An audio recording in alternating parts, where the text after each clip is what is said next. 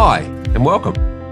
In this week's Bushbite, we continue our special series on the art and science of negotiation, given the critical importance of your ability to negotiate, especially in the current high-demand property market.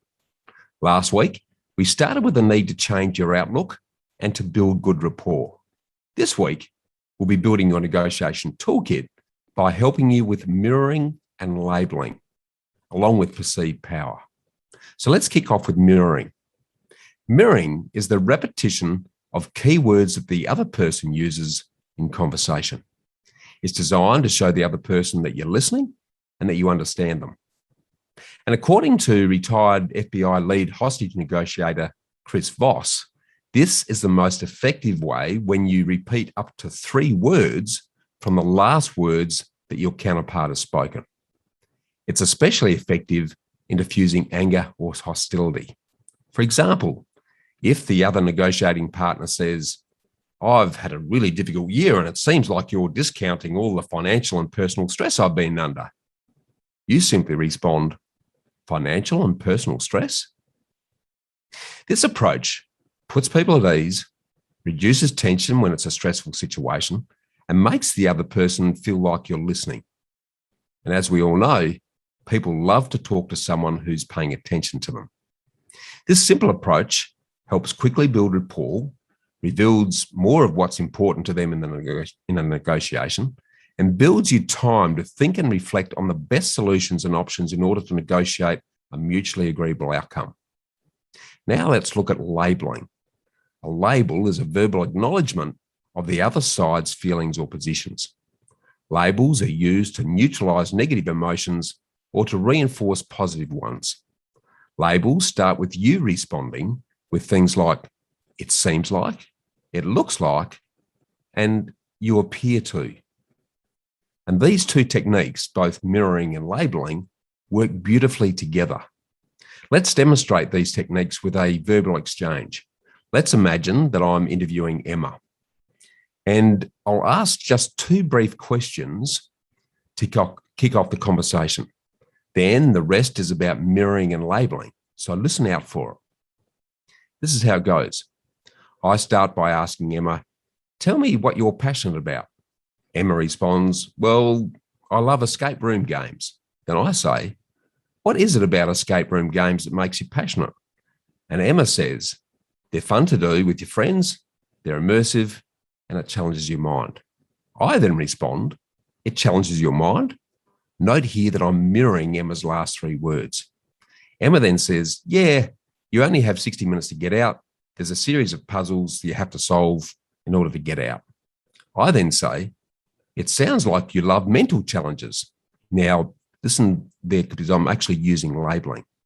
And Emma answers, "I do. It's an immersive experience, like being part of a play. You also try to make it the best experience for others so that they can enjoy it too." I then say, "It also sounds like you really like to help people." Again, I'm labeling here. And Emma responds, "I guess I do. I never really thought about it like that." I then comment, "You sound like a really loyal person too." Again, this is more labeling. And Emma concludes, "That's nice of you to say. My friends do say that about me." Now, in this brief exchange, Emma never asked me a question about myself. She didn't learn much about me because she did almost all of the talking. But here's the amazing part.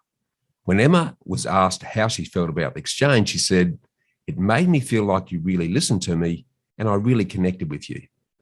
You see, this simple conversation demonstrates how to build an instant rapport with another person by simply using mirroring and labeling to encourage the other person to talk about themselves. Now, in researching this, I've actually realized that this is the subliminal approach that I take in my podcast interviews to get my guests to open up about subjects of interest. And it's amazing how I built really great relationships and friendships with our podcast guests after just one interview, as the guests often comment on how connected they feel with me after the interview. Now, Voss calls this approach trust-based influence.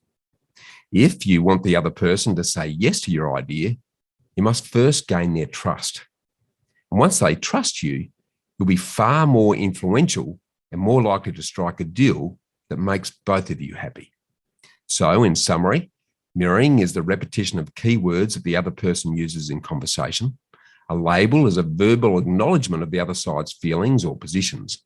And both of these techniques help build rapport with the person that you're negotiating with. And in summarising the art and science of property negotiation so far, I've argued that it's important to shift your attitude and outlook away from looking for a zero-sum game or win approach where if I win, you lose, and what I take, you give. Rather, look to understand whoever you're dealing with and figure out what they want, what motivates them, and how to work this into a solution. Look at negotiation as problem solving collaboratively. Work together to get an end result, such as purchasing a successful property purchase. And while you're doing this, build rapport. Be open, friendly, likable, smile, and listen, building trust. Do this with various techniques such as mirroring and labeling, where you gel with the person that you're negotiating with. Now, assuming you've done all of this, the final step is to examine, before actually negotiating the property sale itself, is to look at the power relationship or perceived power. Now, perceived power can have a big impact on the negotiation stance of the parties involved.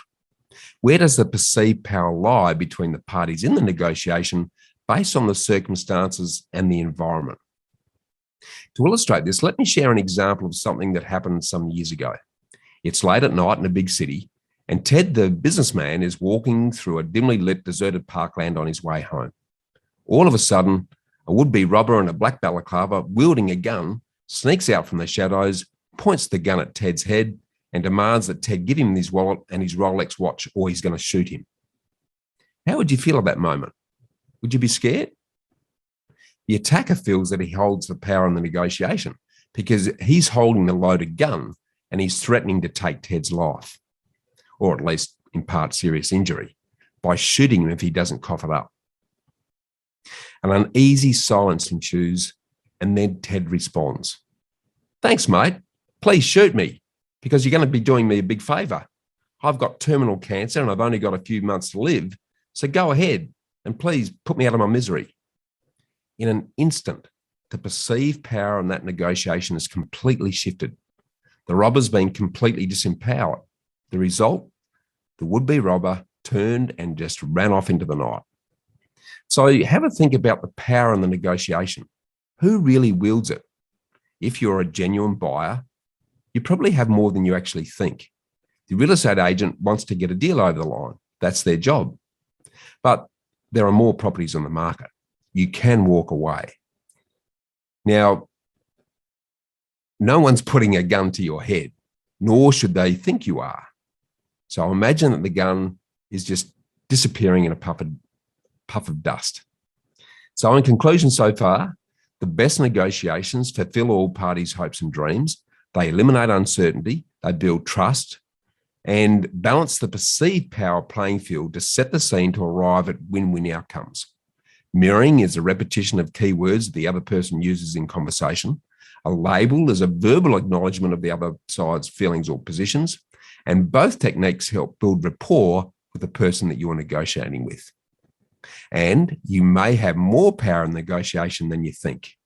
And no one is holding a gun to your head. So imagine any gun disappearing.